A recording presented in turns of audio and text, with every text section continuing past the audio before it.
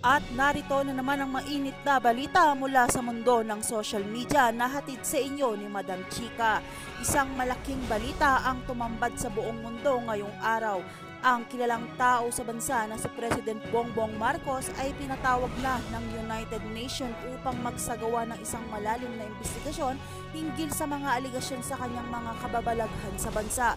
Sa isang opisyal na pahayag mula sa United Nations, kinumpirma nitong pinatawag na nila si President Bongbong Marcos upang imbestigahan ang mga seryosong akusasyon na naglalaman ng mga malubhang issue hinggil sa kanyang pamumuno at mga hakbang na ikinikonsidera ng ilang sektor bilang mga kababalaghan.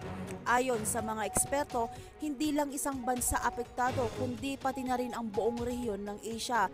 Ang mga paratang laban kay Kuting ay nagmula sa mga lokal na leader at mga hindi kilalang grupo na nagsasabing nagkaroon ng mga hindi kapani-paniwalang aksyon sa pamamahala sa kanyang administrasyon.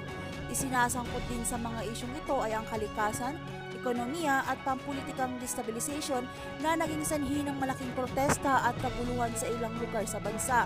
Nagbigay din ng pahayag ang ilang miyembro ng United Nations na nagsasabing ang kanilang hakbang na tatawagin si Presidente Bongbong Marcos ay batay sa mga ulat mula sa mga international na nagsasabing may mga hindi tamang hakbang sa Bongbong Marcos sa pamamahala na nagdulot ng mga panggigipit sa mga mamamayan. Bagamat hindi patiyak kung ano ang magiging resulta ng investigasyon, sinasabi ng United Nations na isang mahalagang hakbang ito upang tiyakin ang accountability ng mga leader sa buong mundo. Samantalang nagpapatuloy pa rin ang mga protesta sa mga kalungsuran ng bansa. Maraming mamamayan ang umaasa na magbubukas ang investigasyon sa tunay na kalagayan ng pamumuno ni President Bongbong Marcos ayon sa mga kritiko.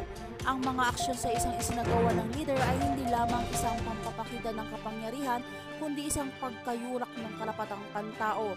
Patuloy ang pagsubok ng integridad kay Presidente Bongbong Marcos bilang isang leader at mga kaganapan sa mga susunod na araw ay tiyak na magpapakita sa bagong landas para sa bansa.